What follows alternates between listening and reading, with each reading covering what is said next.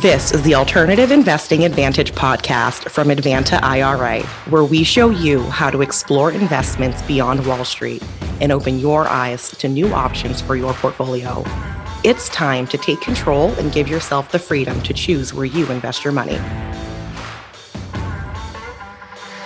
Hi, and welcome to another edition of the Alternative Investing Advantage podcast. My name is Alex Perney, and today we're very pleased to welcome on Louis O'Connor with Strategic Metals Invest. We're going to be talking about investing in metals, but maybe not necessarily the kind that you're used to hearing about when you talk about investing in metals, things like gold, platinum, silver, palladium. We're going to be talking about things that are maybe a little bit more, not to borrow on the name, but strategic in the world economy, things that kind of run your day-to-day lives, things that go into making things like microchips, computers, wiring houses, all sorts of different things that are certainly valuable in their nature as a commodity, but also very scarce as well. So again, we're going to be kind of branching out of what people normally think of when it comes to investing in metals. So again, Louis, thank you very much for being on with us today. Give us a little bit of background about yourself and kind of how you came to be in your position with Strategic Metals Invest, and then we'll kind of jump into the nature of what we had discussed today, okay? Yeah, thanks very much, Alex. Good to be here. Happy to be here with you. So, yeah, Louis, my name is Louis O'Connor. You can probably tell from the accent, I'm over the other side of the pond. So, we're actually based in Europe, but I'm coming to you from Ireland. I'm Irish, but our main office is right in the middle of Europe, in Frankfurt, in Germany, and our storage facility, the vault, is where we do store precious metals there. We also store the platinum group metals that you mentioned, but what we also store and what our core business is that we'll be talking about today are the scientific term for them would be rare earth elements.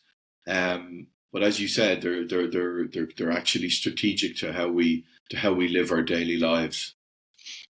Great. So kind of how'd you, most people probably don't go to college for the purpose of starting to invest in commodities such as things that are as, well, I would say niche, but, this really has kind of blossomed to a much larger industry. How'd you kind of come to get to where you're at? Yeah, actually, it's a very good observation because, you could probably say it was a bit of a niche or a niche not too long ago, because just to give you a quick example, for example, I'll just use my smartphone as an analogy there. There's 12 precious metals in every smartphone, maybe sometimes 13. So every smartphone, for example, has a little bit of gold in it, micro doses, but also has some silver. So the metals we talk about today are the other 10 that people may or may not have heard of. Gallium, germanium, hafnium, indium, neodymium, praseodymium. And I suppose one of the reasons people may not have heard of them or considered them as physical assets is it's a relatively new asset class. It's only since about 2010 that private investors can actually physically own these metals. And that's what we do today. That's what we'll talk about is actually physically owning them as a physical asset. I mean, you can invest in a mine that produces them, or maybe a refinery even, but we're talking about the same paradigm as owning gold or silver here, which is you physically own the asset. And one of the reasons it's relatively new is that prior to 2010, the only way you could really invest in the industry was by, like I said, investing in a mine or a mining company. And I suppose the most important thing I can tell you about us, which it might sound like a little contradiction or a paradox, but the most important thing about us is not that we offer these as an investment. That's what you could say nearly is our side business. The most important thing about us is our core business is that we are a supplier of rare earth elements. And, 80% of our business activities on a daily basis is we're buying these materials directly from producers, and then we resell them back to industry. We've over 2,000 industry buyers in 70 different countries in the world that we sell to. Now, if that wasn't our core business, it wouldn't, we couldn't safely offer rare earths as physical assets because the only end buyer for these raw materials are industry buyers. So we provide access to an industry private investors would not normally have access to. Yeah, and that's a good point. Is that anything can be scarce, but there has to be a market for it to be kind of viewed as an investment.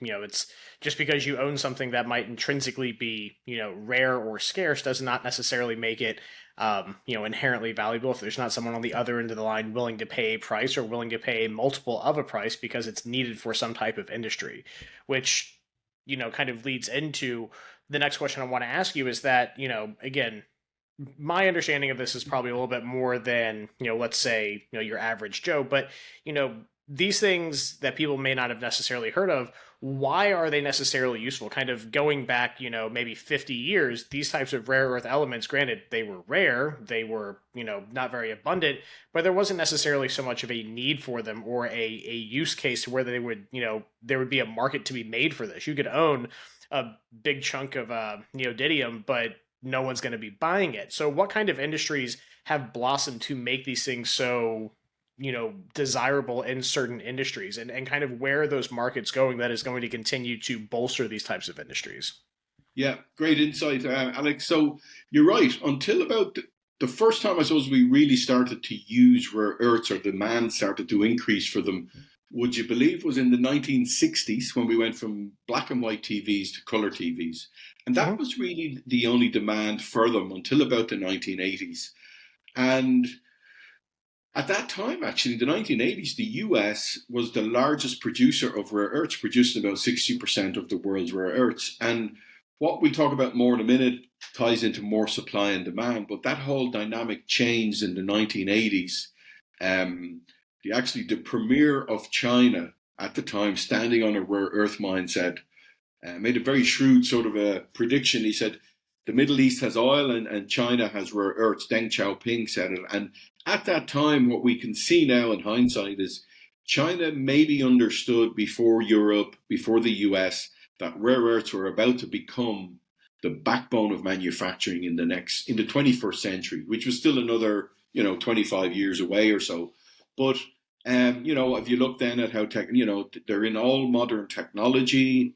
I mean, recently somebody said like that the next sort of Cold War 2.0 won't be an arms race; it'll be a semiconductor race. So from everything from a microwave to the engine in a car or a truck to rods for nuclear reactors to aviation industry.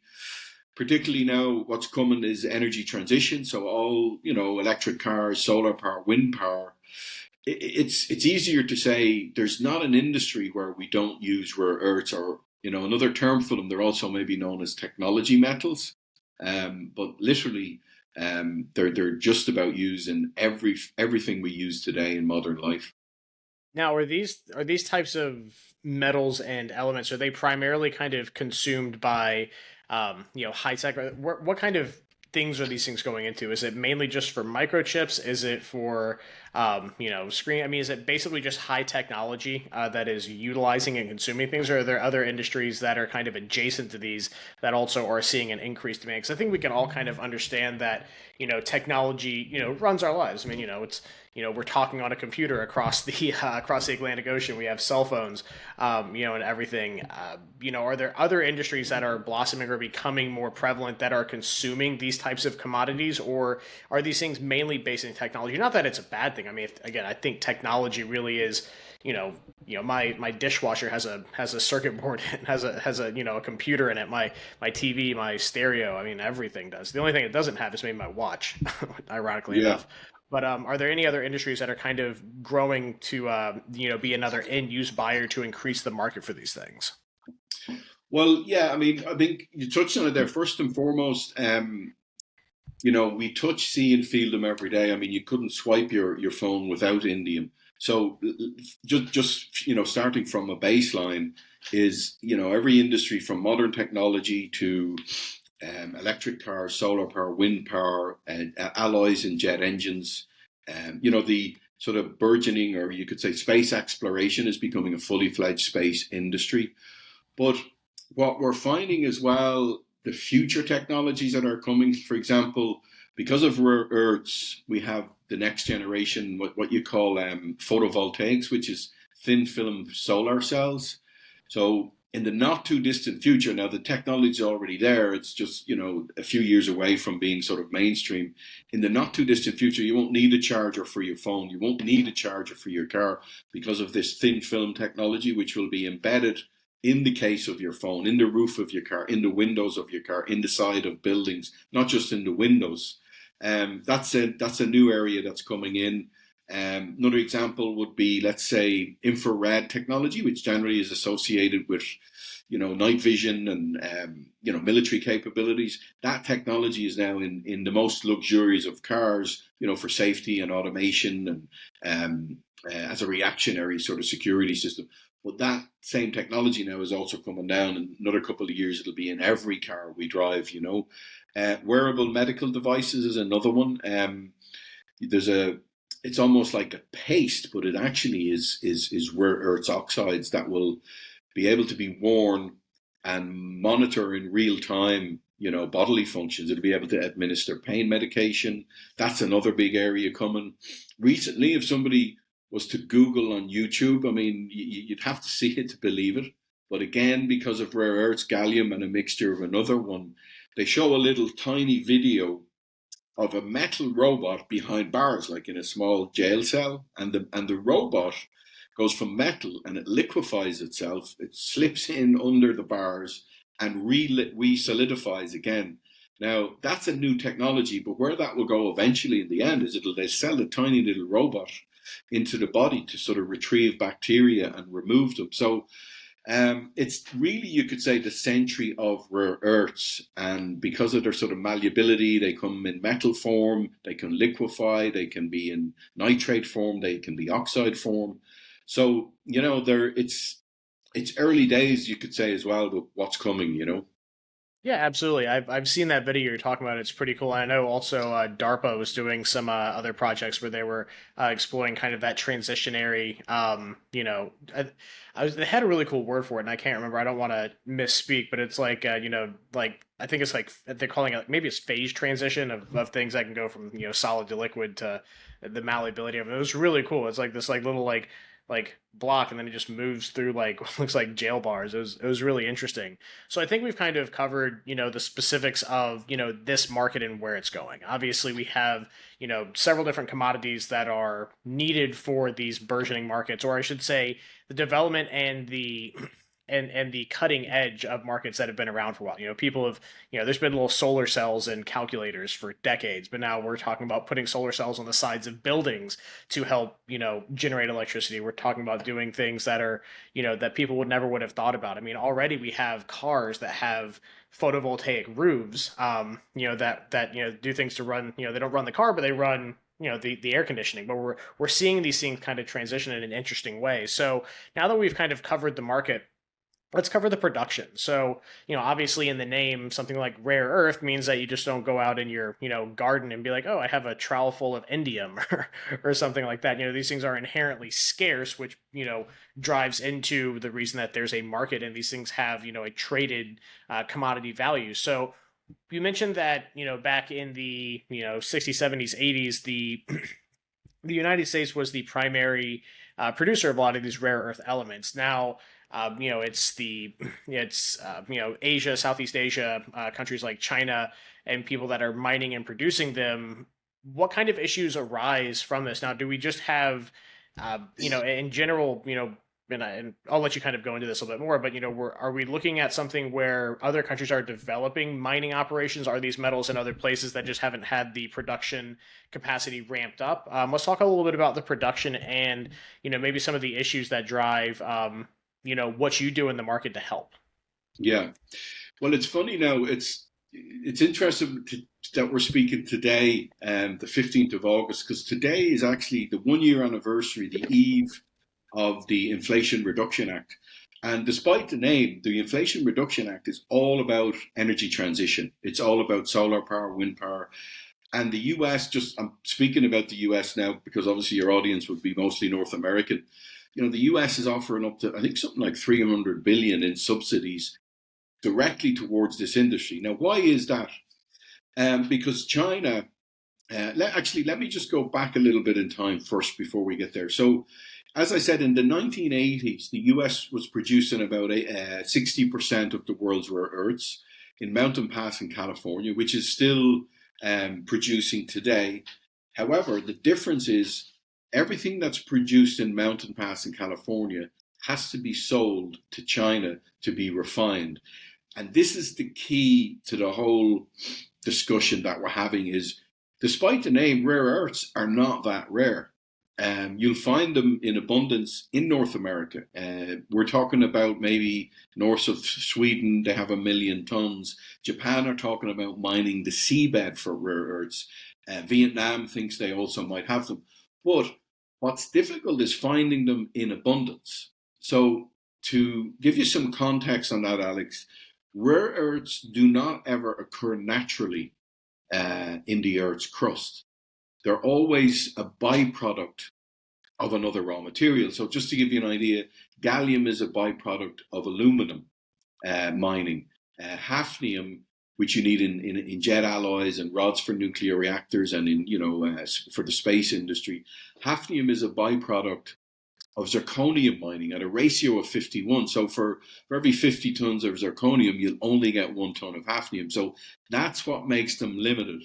Now, here's the real challenge is in the 1980s, China decided they would become the dominant market leader in rare earths. Now, this is a generation ago, and they have now achieved that goal. And specifically what happened is both the US and Europe and other countries, I think, in the 80s and the 90s, we were sort of high on the idea of the globalization drug, if you will. It's a global economy. And at the time, I think the US allowed China to legitimately move all the refining of rare earths to China. So China now refines 90% of the world's rare earths.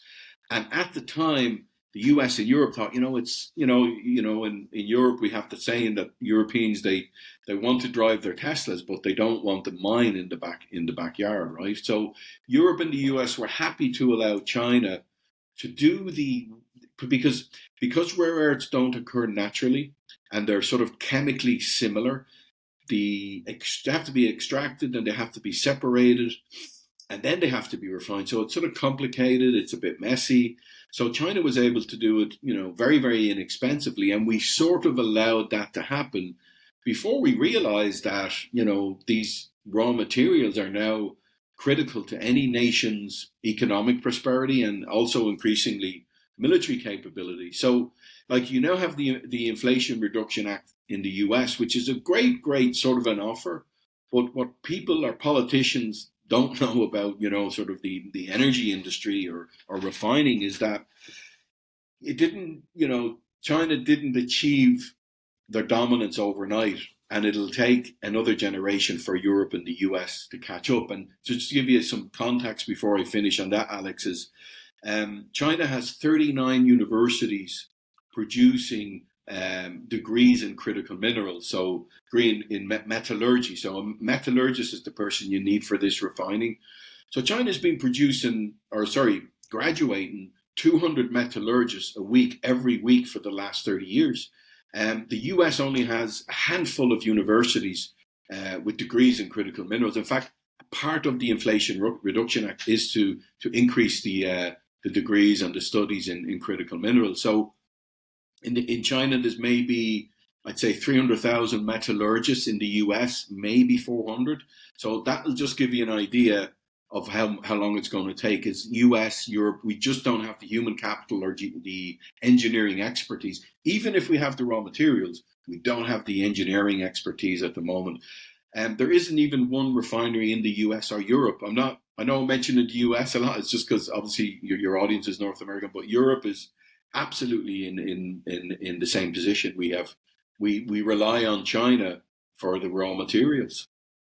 Yeah, absolutely. That you bring up a few good points that I want to kind of go through. So basically, the big thing that you're saying is tell your kids to become metallurgists. For the future. That's don't be a doctor, don't be a lawyer, don't be anything, but be a metallurgist. You'll be in high demand. But going back to that, it makes sense that these things are byproducts. I mean, we see that a lot in industry. I mean, you're talking about high tech industry. I mean, plutonium is not a naturally occurring element. It's a byproduct of nuclear reaction for power. It's where you get that from. And there's many other examples of that kind of trade off of receiving something from something else when it comes to industry manufacturing. So taking that into account, we have some mines here. Obviously, we have some production capabilities that we produce the raw material of these things, but it just has to be refined. You don't build a skyscraper out of metal, out of iron ore. It has to be refined and smelted and turned into steel, and then it has to be formed and put into I-beams, and you bolt it together. So that whole system of processes isn't located here or really in Europe as well. It's mainly focused to China. Now, mentioning that we collectively as a world economy, if you will, because it's not just the United States that consumes these. It's North America, South America, Europe, Africa. Everyone consumes these, but we kind of generally funneled the refining capabilities to China, throughout the 80s. What really was the locus of that? Now, is the refining of these things inherently messy, kind of like refining any other relatively toxic or pollutant laden industry? What's really kind of is the reason for that just because China jumped on and said, hey, we see that we could be the leader in this and we're going to take the initiative to do that? Kind of like people in the Middle East draw oil, they have a lot of that, they focus their economies on that, generally shifting, they're getting into finance. But was it just something where they as a collective economy said, this is something that we can do to be of need, to be of use in this? Or what were some of kind of the reasons that led to China really being the focus of the refining of these raw materials into usable end products? Okay.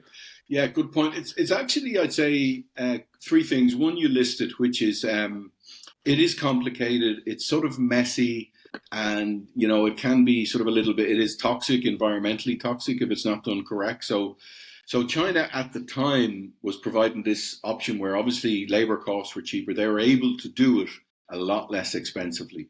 So that was the first reason. The second one was, I think it's true to say, I mean, look, obviously this is my opinion as well, and I only speak for myself, but I do think we were high on globalization for the last few decades. And at the time, we didn't seem to think that it wouldn't be a bad idea to allow one country to sort of, control the supply of a raw material that's critical to economic prosperity. So I think globalization came into it a little bit, and we just sort of said, well, we'll go ahead and let China do them on the cheap, and then we'll just buy them from China, right? The third one was, China has big plans themselves right now today for electric cars. I mean, last year they doubled their production of electric cars. You can buy Chinese electric cars here in Europe now. So they have big plans themselves for electric cars, for wind and solar. And it's not necessarily, in all cases, a geopolitical strategy. It's just, domestically, economically, China, but I don't know if anybody would know this, but China, there's probably only half the population, or maybe less than half the population on the grid. So China is still bringing sort of hundreds of million people out of poverty into the middle class. So they have big plans for themselves as well. So if you combine the three, that's why we are where we are today. Except Europe and the US. In Europe, we have the Critical Minerals Act. In the US, with Inflation Reduction Act, has finally sort of woken up to the fact that, I think as well, after Russia's aggression in Ukraine, Europe realized we're reliant too much on Russia for oil and gas. And we're accelerating our transition now to low carbon economies. And we realize that, the only, supplier we have is China. So now we've got it. So, it's, I think as well, it can happen in life, not just in business or geopolitical, is sometimes, we go down a certain road and it can have unintended consequences. And it's only later we realize, okay, we need to backtrack or we need to change course here. Yeah, no, the energy independence argument is really kind of an interesting one to make. Again, not taking one side or the other, just looking at it strictly as a matter of function. People need to be able to turn the lights on. You want your hospital to have power. Where that comes from, notwithstanding, but a lot of things come from carbon based fuels. Things like your oil, your gas, your coal. And if you have a supply line that is beholden to one thing, then that whole thing drops off. Your society ceases to function. And especially with high technology as well, having something so critical to infrastructure, be again directly related to a single point source. Granted, in the United States, we have a little bit of benefit from the fact that we have very vast amounts of things like coal, natural gas, oil that we can produce in various areas. Europe dealing with the issues of supply lines from Russia with everything happening there. Being unfortunate, is definitely illustrates the point that again further highlights the need for the ability to have domestic production from start to finish of a certain finished good, and in this case being rare earth elements from the extraction, refining, the production, extraction, and refining in one place. So I think, or at least in a little bit closer to home, where you don't have to ship it across an ocean or rely on again one country for its sourcing. Now, with these things that are kind of in motion, what's kind of the runoff? Because you mentioned that it took a generation for China to kind of become the powerhouse and develop the systems, processes, and abilities to be in the position they are. So, as far as what's going on with, again, just picking on the United States, or let's just call it North America and Europe, how far out are we from these things, being up and running? Is it again a generational thing, are we able to build on the lessons learned previously to tool up this stuff a lot quicker? It's the question of the day, Alex. It's the question of the day. Just in the last 90 days, Sweden announced they think they have about 1 million tons of rare earths up near the Arctic, right? But the estimate is that if that's true and if it goes ahead with approvals and everything, it'll be 15 years before any of those raw materials are available, to go into devices or cars or whatever the case might be. The US, in fact, the US Department of Defense signed an agreement with Lynas Corp from Australia recently. Lynas Corp is the largest producer outside of China, and I think they're planning to build a refining facility in either Texas or Florida. They haven't broken ground yet. It's still a long way to go. But what's interesting about all of this is, even if you see a refining, the US Department of Defense, that's just for themselves. That's never mind Ford Motor Company, Apple Computers, whoever. They said they just, there's 3/4 of a ton of rare earths in one F-35 fighter jet, and the Department of Defense has realized we need to source our own rare earths here.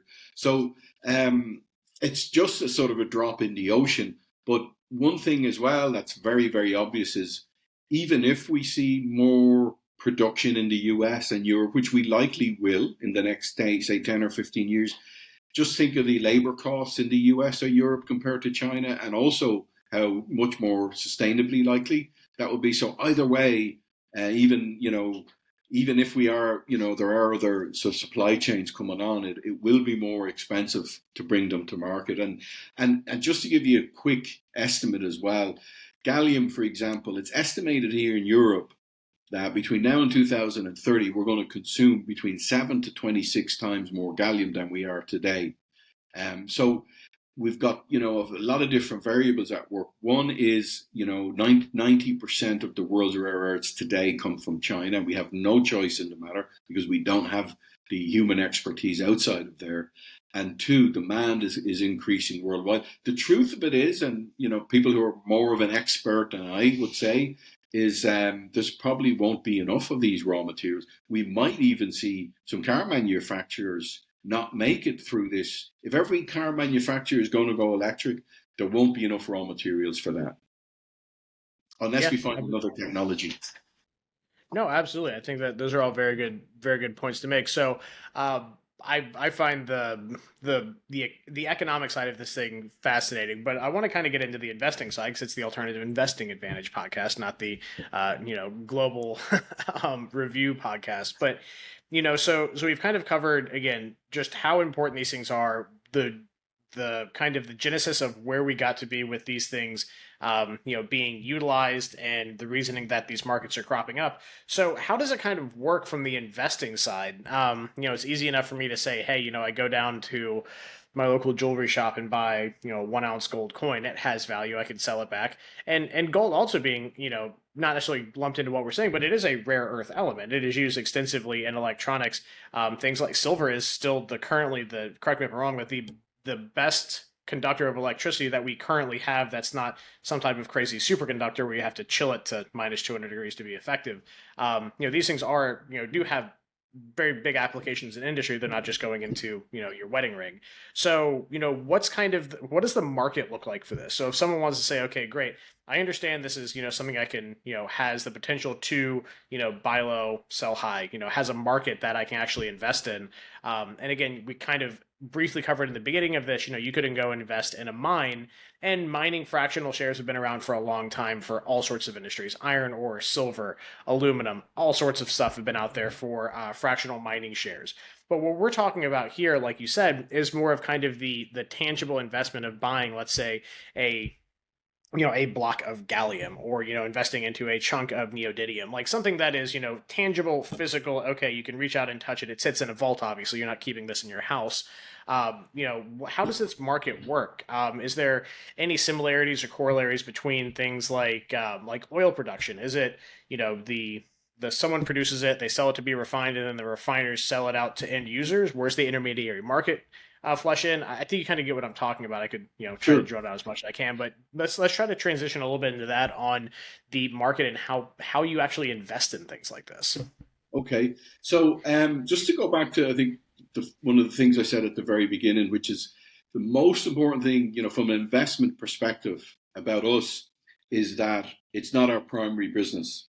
And again, that might sound like a contradiction, but our primary business is we buy rare earths directly from producers and we resell them. I can give you an exact number. We've 2,480 at last count. We've 2,480 industry buyers in 70 different countries. So we've plenty of clients in the US as well as Europe and the Far East. Now, that's what we're doing 80% of the time. If we weren't doing that, this wouldn't be safe. If I was just a sales and marketing company, maybe, who thought I can buy these metals from China and then we can sell them to the US Department of Defense in 5 years, red flags everywhere. Because if you're not connected to the industry, or even better, if you're not in the industry, it just wouldn't be safe. So we've a sort of a warranty statement, a three-way guarantee, if you will, which the first one we guarantee is that you're buying industrial grade, gallium or germanium or hafnium that can be liquidated to any industry buyer at any time. Because the chain of custody is also very important as well. We provide storage, as you mentioned. Our facility is we've had an ISO 9001 QM management certificate consistently since 2003. So we store for investors, we store our own inventory, and we also store for industry clients there as well. And then the last one is the liquidation. The most important thing, really, in terms of private investors, is who am I going to sell this stuff to, right? As you rightly pointed out, there's no point in having, gallium in the safe in the backyard or somewhere, because, for example, if you don't have chain of custody, if you don't have this raw material in its original packaging from the producer, no industry buyer will purchase it. So we also provide the liquidation. We guarantee we'll mediate a sale to another industry buyer, or we'll buy it for our own inventory. So we sort of have to provide that, because otherwise, our private investors are not in the industry. We're basically inviting investors to participate in the industry. And of course, there's a spread. It's very much the same paradigm as buying gold and silver, in the sense that there's a bid and an ask spread as well in the transaction. But this is I suppose the point I'm making is the only way to do it safely is buying from a bona fide, guaranteed sort of industry supplier of rare earths. But other than that, it's exactly the same as buying gold or silver. So I think you brought up a really interesting point there, is that, it's I like to be able to draw corollaries between industries and things that people, have a lot more exposure to. It's easy to say, oh, I have this gold ring, I can go down to this jewelry store and sell it. The same kind of economic principle is there, is that you're buying a material that is desirable to other people. But unlike, things like precious metals, where I could have, and obviously I guess there's no way around the pun. The gold standard, of precious metal, investment coins would be something like a a U.S. gold buffalo. It's everyone knows the standard of that. If you have one and it's in good condition, you're going to get top dollar for that because it's refined out to a minute fraction that no one else is spending the money on to refine down to. You have that standard unit of measure saying, okay, that's great. Now, when it comes to, but you also have the ability to have something like 14 karat gold, or something that's gold plated. You have enough of it, there's still a buyer for it. But unlike that, where it's kind of all the way down the purity scale, there's someone that wants it. There's some value there. They can go refine it, melt it, do whatever they want to with it.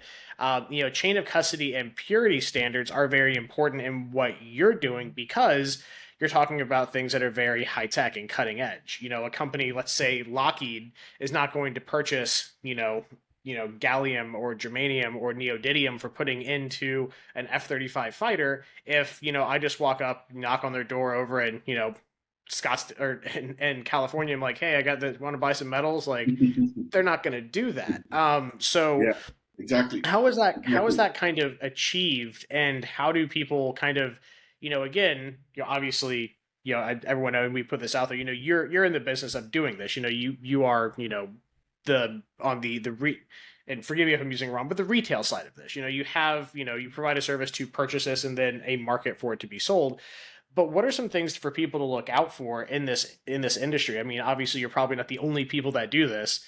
What are some things that you see as issues in your industry that if someone's interested in doing this and they're doing research? What are kind of the big red flags to look out for when coming into this? Obviously, it's easy enough to say if someone has a 50-70% markup on their spread, that's really hard to recoup. You really got to get like a 4x multiple on the original bid to make money on that. But what are some other things that kind of play into issues that investors might see when they're looking to invest in rare earth metals? Yeah, it's a great point, Alex. And I would suggest anybody at this stage, that might be interested, just to go into information gathering stage. And believe it or not, there's about 7 points that people really, really need to know before they go ahead. Now, one thing that's I know is 100% certain that might come as a surprise to you is we are the only industry supplier in the world that offer rare earths to private investors. And I know that for a fact. Now, can you buy neodymium? Can you go to eBay or Amazon and stuff and maybe buy small amounts of these raw materials? You probably can. However, you're buying on eBay. You're buying from a hobbyist. You've no idea what the sort of the purity levels are. So there are hobbyists, and then our offer is for sort of serious private investors. And to best explain it, I'll tell you how and why we came about to be doing what we're doing. So we're in business as an industry supplier since 1999. So we're nearly 25 years in business, buying and selling these raw materials. Now, it was only in about 2010 that since 2010, we've been offering private investors to participate in the industry. And simply how it happened was, we purchased what was a storage facility. It was a bunker in World War II in Frankfurt, 2 levels below ground, 1 level above. We converted it to a bank level secure vault, and we started to store there because our own industry clients were asking us, could we also provide storage? So most of our clients wouldn't have the capital, to go directly to a producer, and they're not buying enough volume or enough scale to go directly to a producer. However, they would need a steady supply. Let's say they're making medical devices in a factory in Germany or Japan or Liechtenstein. So they would need a steady supply of these raw materials, but they don't have the capacity to buy huge amounts, and they don't have the possibility to storage. So we're offering storage to our industry clients, and then being sort of entrepreneurial, we thought, well, why not offer the same to private investors? So we've only been offering this to private investors since 2010. And to be honest, at the beginning, mostly in Europe. It wasn't exclusive to Europe, but it's a German company. We're based in Germany. We were marketing mostly, I suppose, in Germany, Austria, Switzerland, the German-speaking world. There's 100 million people in those 3 countries alone. So that was enough of a way to begin. And then we just, over the years, we've been accumulating and getting more and more interest from the US. I work directly with clients in Ireland, UK, and North America. And we're in the process of actually, we've bought land to build a second facility. We turn over about 100 million a year on the industrial side, but both areas of the business are growing. But I can honestly say, one of the things you really, really would have to do is make sure whoever you're dealing with is an industry supplier like ourselves. And I know we're the only one at the moment. Now, in the future, will there be others? There may well be, but currently at this moment in time, unless you're a hobbyist, we offer this to sort of serious private investors. Yeah, and I would think, especially for something like this, not that, again, time will tell. I don't think that if you were to go back to, again, when we first started using these things in cathode ray TVs, that people would have been like, oh, this is going to be something that is going to be in fighter jets. The markets change. We have no idea where they're going to go. But on the hobbyist side of things, certainly, you could say, okay, I have a big, roll of high grade wire. There might be someone in their garage that's putting together, audiophile level speaker cables, and there might be a market for that. But, with the primary use case of these things being in the high tech manufacturing, needing to have like known standards of purity, and especially, I mean, people don't realize things like aerospace when you're talking about, like commercial jet airliners, every single nut and bolt on those things is serialized, where you can trace back the origin point to an exact refining date, everything. So that way, if there's a critical failure and, God forbid a jet airplane goes down, they can say, okay, this bolt broke. It was manufactured here on this date. This was the guy manning the machine. That's why the standards of purity for these kind of things have to be so precise. And, again, the reason why something like this is important. So exactly. And again, what you said earlier as well, Alex, about like the US Department of Defense, or they're just not going to buy these raw materials from anybody, They won't buy from anybody, even us, if our raw materials are not in the original packaging from the producer. So the chain of custody is completely intact, And it's timely that we're speaking, because just 2 weeks ago, China has started to restrict the export of two of the raw materials, germanium and gallium. And in the last couple of weeks, like one is up about 10%, one is up 15%. So what we're about to see, which we haven't seen in over a decade, is China is weaponizing economically rare earths. We believe that they're going to restrict. They haven't said who exactly they're banning or restricting, but if you're exporting gallium now in China, what you have to do in the last 2 weeks, which you didn't have to do before, is get a license to do it, so the Chinese government can see who the consignee is. And if that consignee, as far as we know, is either US, Holland, or Japan, they will restrict the exports. Why is that happening? It's a retaliatory measure because Holland, Japan, and the US are sort of restricting certain technologies for these new superconductors getting to China. So we're in the middle of a sort of a trade war. Tensions are escalating, political sort of instability between is sort of manifesto. There's all these other dynamics as well that come into it, No, absolutely. And I think those are very good things to point out, is that, this all plays into, although as bad as it is and as painful as that might be for certain industries, when things like that happen, I mean, take oil, for example. I mean, if you look at the prices of, refined oil, especially somewhere in Europe, like Europe, the price per liter since the Ukraine conflict has dramatically increased. Correct me if I'm wrong, but the price per liter for refined petroleum products in Europe has skyrocketed. Not so much in the United States. It's risen for 11 consecutive months in the United States because of similar things and supply chains and tariffs and things like that are happening. But to the point of that is that if you have rising tensions and you have restrictions of the source point of these materials, if you already own them, that dramatically drives up the cost, and then therefore makes the old adage, kind of, again, to bring this back to home base and make it very simple, you buy low and you sell high. That's the basis of investing. You want to buy for a certain price and sell for a profit. And then, these things being what they are and as complicated as they are, the nice part is that you can always kind of boil down to that. What is going to increase the cost of my good? It's either going to be supply or demand or a combination of both. and all the things that we've talked about today definitely drive into that. So with that said, I think that's kind of a good way to kind of wrap this up. We're hitting right on 44 minutes. So again, making my producer happy of getting these things to be 45 minutes on the dot is what I try to do. But if people are interested in getting in touch with you, Louis, and they're, want to learn more, they maybe potentially want to invest in rare earths, what are some good ways to get in touch with you? Where can they learn more? Kind of give us the rundown on how to get in touch with you and where they can get more information. Okay.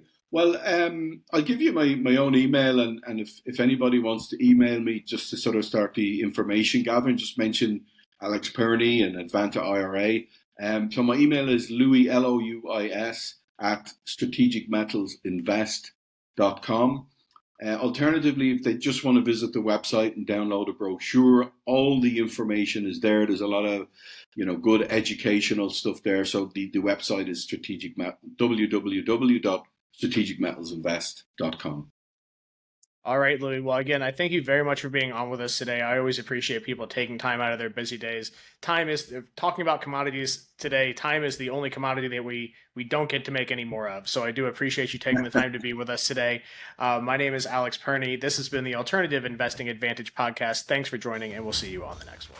Want to hear more episodes of the Alternative Investing Advantage? Search podcast at advantaira.com and subscribe.